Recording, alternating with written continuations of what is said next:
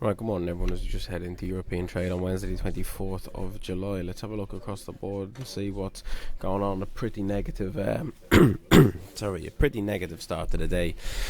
Pretty negative overnight session.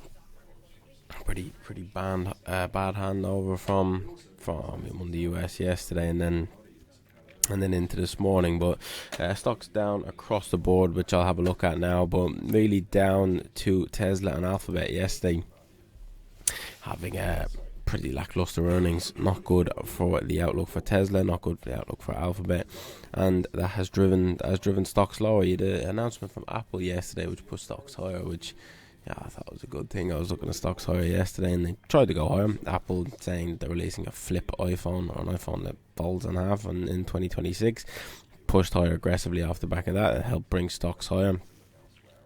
Thought we were in a bit of business, but obviously not. And Tesla earnings come out, Alphabet earnings come out, and I still stick to my opinion of, I think it's more worth being a buyer of stocks than it is a seller of stocks. But I mean, suppose if earnings come in negative, that is not a good thing. That's not a good thing. That is normally when stock index start to trend lower. There'd be no chance of be trading them lower. You're still kind of, even sometimes delusionally being long, you're better off sometimes when it comes to stock indexes. But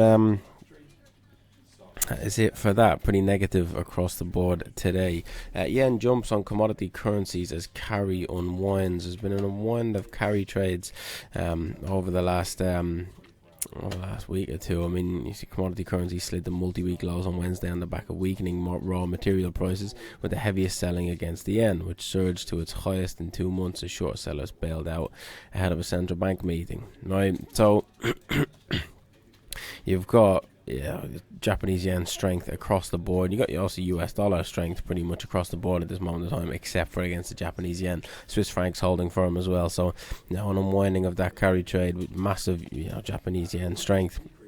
We'll have a look in a minute once we get around it. We can see the Japanese yen across the board. The month-to-date percentage change is super positive, and the fact that I think are the rest of the world's talking about interest rates sort of normalizing and coming back. The Bank of Canada are due to cut interest rates today. The Fed looking like they may cut interest rates in September, and that all starts to come true.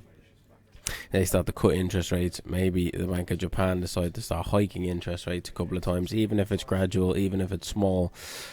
Still makes for some upside in the Japanese yen, and the Bank of Japan, the Ministry of Finance in Japan, will be super happy about their gains since their intervention last week. I don't think it's really driven by intervention, but anyways.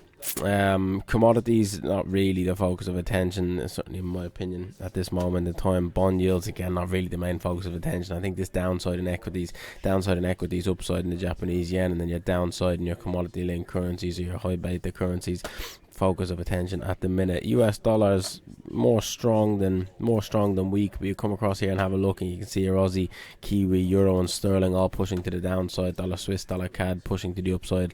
Right, dollar strength across the board until you look at dollar yen, which is in a clear firm downtrend and continues to trend lower. Still up at 155. The Bank of Japan will want it lower than that, but making good progress from their point of view on that. US bond yields starting to take a bit of a turn south. US, you can see the 2-year yield turning south, and 10-year yield kind of chilling out up here at the highest. The yield curve is still inverted. I mean, short the yields are still higher than longer dated yields, but it's got closer together in recent months. So you see your Aussie yen, you can see your CAD yen, super aggressive downside for them, and it's probably set to continue. I wouldn't want to go sell those things at these lows, or dollar yen at these lows down here. Wait for a bit of a pullback and look to get involved. You see the Dow Jones and Nasdaq having a pretty negative last few days. You can see the S&P as well. I think the S&P is an interesting one. You're back to this trend line now in the S&P 500. If that gets broken and that gets taken out, you'll probably be looking down at 54.40 for a target to the downside if that trend line can break. I mean, it's not my preferred response, but you're having a go at it now at this moment in time. There's 4 touch trend lines. There'll be a bit of liquidity to the far side of it. If you can get through it, that makes it probably prime for further downside. I mean, I was looking at this yesterday, and I was kind of thinking, I mean, as I said before, being long stocks isn't the worst idea in the world any time of the day, but you're kind of getting through these highs back through here on all the stock index, and I was kind of thinking sentiment really shifting more towards being more towards to the top side, but then you kind of gap lower kind of overnight when it's closed, which is frustrating on my point of view, but and gap through this low, and then as soon as it's got through that low, certainly the short-term sentiment from your charts has to be bearish at that point in time. So stock indexes, again, I'm not a fan of trading these to the downside. I'd probably stay away from these now. The fact that they have not managed to push higher, I don't like chopping and changing my bias. I still think they're okay, but you got Tesla and Alphabet overnight. You've got technicals pointing towards being short. Give that a miss for now. Focus on US dollars, focus on the Japanese yen, and then the Canadian dollar. So I don't even have my calendar on this screen. Let me get it back. You got the Bank of Canada today at 2.45. Maybe troublesome today at 2.45. I mean, they expected to cut interest rates. That is known to markets. There's a 93% chance of an interest rate cut at 2.45 today. There's also a chance markets are kind of pricing 3 interest rate cuts by year end. One of those to be today. They kind of won't want to smash interest rates lower. They won't want to risk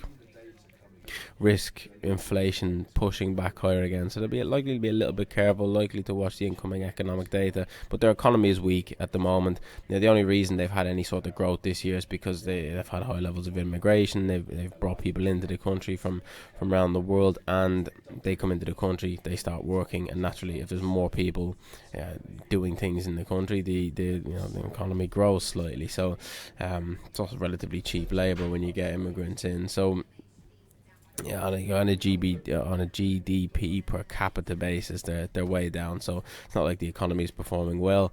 The housing sector is still struggling. Construction, manufacturing, consumer spending is way down because of decreasing future outlook. So certainly not a good time for the Canadian economy. They need to cut interest rates, and they need to continue cutting interest rates. I'd say they probably will just say we're going to look at the incoming economic data, but there is a chance they say that we're going to cut interest rates again. If they say we're going to go and cut interest rates again, that should be an easy sell of the Canadian dollar, but it might be a little bit troublesome to go and trade that at 2.45. There's only a 7% chance of no cut, 93% chance of a cut.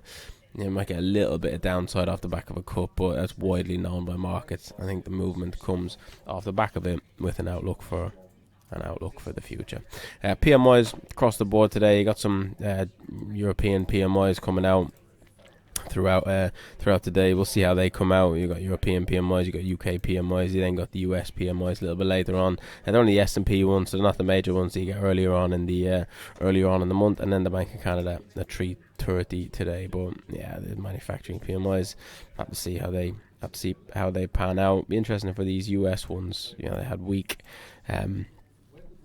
services and weak manufacturing PMIs. A couple of weeks back, sparked some downside in the US dollar.